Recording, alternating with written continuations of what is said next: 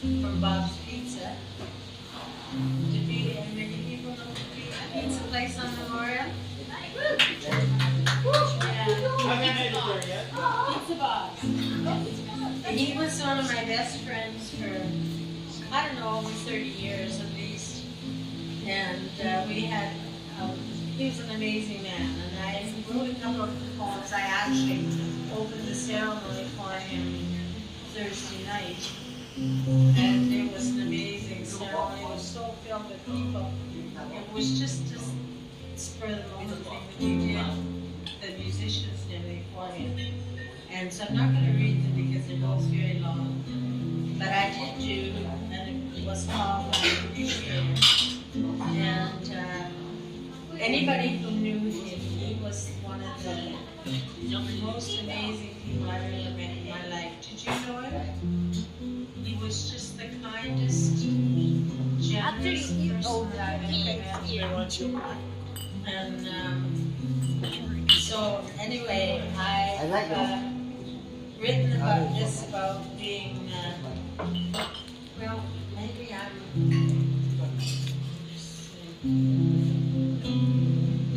okay, I will do the one that I think for him, one of the ones that I did Thursday night when I opened the ceremony for him.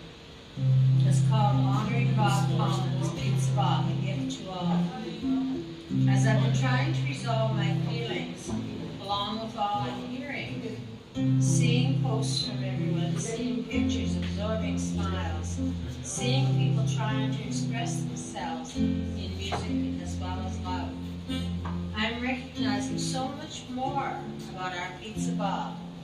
I can't let go of the wonderful descriptions people are sharing. Memories of each person are genuine collectives of respect. Then, as I'm trying to absorb my understanding of what's happening, I recognize that this special, loving person actually has been a gift to us all. I remember a person who passed away alone in the parks. Bob asked me to help create a service honoring him. Now, this person I'm talking about was a street person. We didn't even know his whole name. We just called him Jack. And he fell asleep in one of the parks and died. So we decided, Bob asked me to create a ceremony for him, that we would honor him. And we investigated, finding out who he was. Bob asked me to help create a service honoring him. Bob used the restaurant to give a respectful caring for his family and friends. So many other times I've seen him give food when needed. I have sat as he talked to me about choosing to discount charges, usually for humanitarian reasons. His generosity quietly appears, never bragging, never embarrassing anyone, often surreptitiously.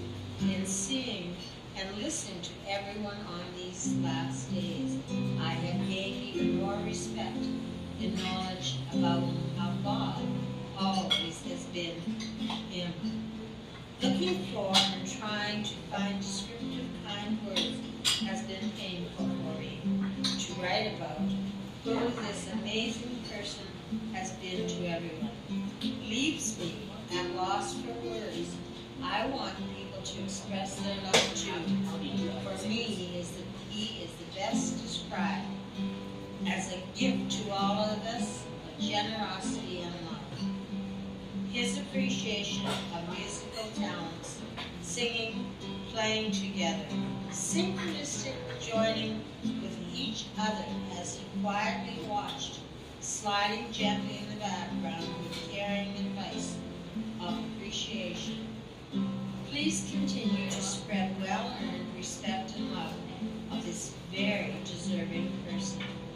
I give all my respect and admiration, caring for this very special person, Bob Collins. I will forever remember his wonderful smiles. Love and hugs, Linda. Now, one little thing about him was he would phone me any time of the day, especially if he knew before I retired I was at home. My phone was about 15 minutes phoned me, get your buttons down here. I have something I need done. I need your help. So off I'd go and we'd sit there and work something out. And like we did for this fellow that had nobody. And we ended up, we found his family, we found his history, and we built a place with people to come and celebrate this man. And so for Bob to go, he went very suddenly, unexpectedly, on the 31st of January. And so what we did on Thursday was just an impromptu kind of thing, and there was not even room enough to walk in the place. It was so packed with musicians and people who respected him. So I just thought he deserved a little more. So I'm going to do another poem that I put here about human angels, because if ever there was one, it was him. Today it hit home, smacked upside my head. I've never understood why I needed tactile. I need things near me, next to my bed. I want things to touch and see that make me smile.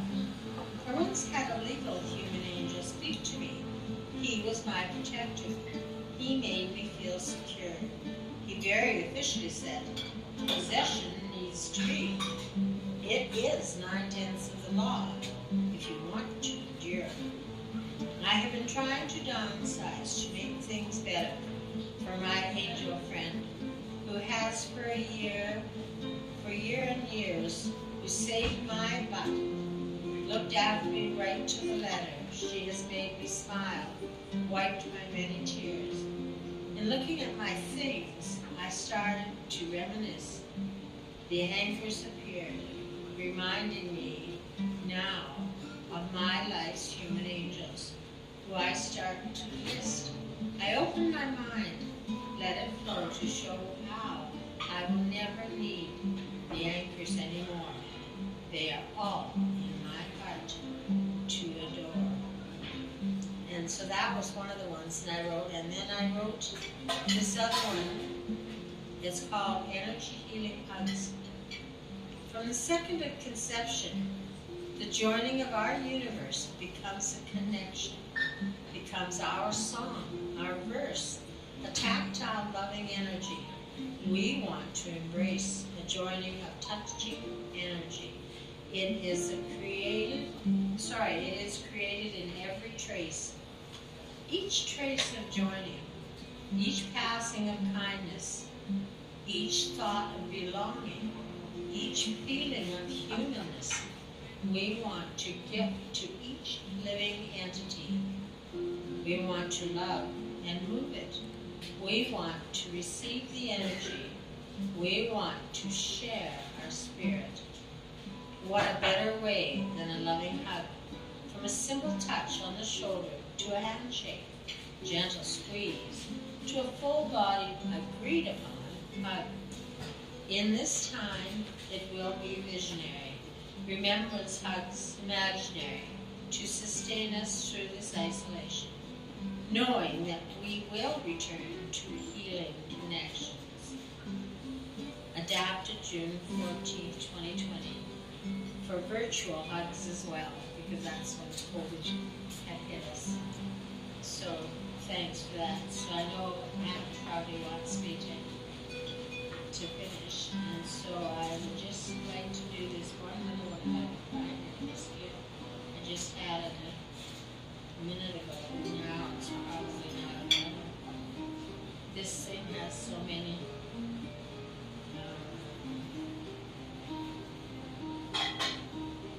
Let's see if I can find it. Right here.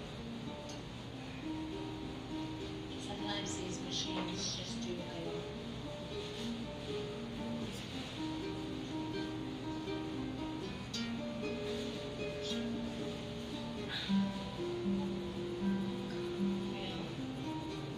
I guess maybe I can't find it. It was right here. So.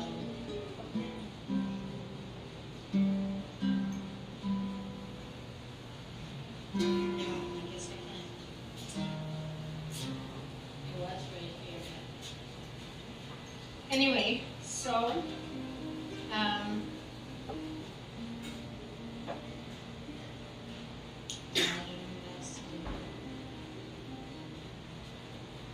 Okay, I'll do this little one that's called Holding Hands. Holding loving hands. Thank you for being able to share this. I was hesitant to speak about the reason this writing was so important to me, yet as an afterthought, I seem to be drawn to say what I need to. Over several years of struggling with cancer and other dilemmas in my life, my beautiful older sister and I sat together holding hands. It was exceptional and loving times. Not sometimes only minutes, sometimes hours, very private. To my knowledge, only between us. Each time she would excitedly say to me at the end, "There is a beautiful blue glow." The last time she sat laying, passing from this realm. I asked with her eyes closed, she asked with her eyes closed, only one question to me. "Did you get the results of your MRI?" I answered yes, slowly. She replied, "Good." We both saw the same shade of blue glow. I wish for everyone's loving experience. So, I had some wonderful experiences with wonderful people. And she was definitely one. So, in fact, when I wanted to so I hope you all get opportunities to have angels. Thank you, Linda. Sean.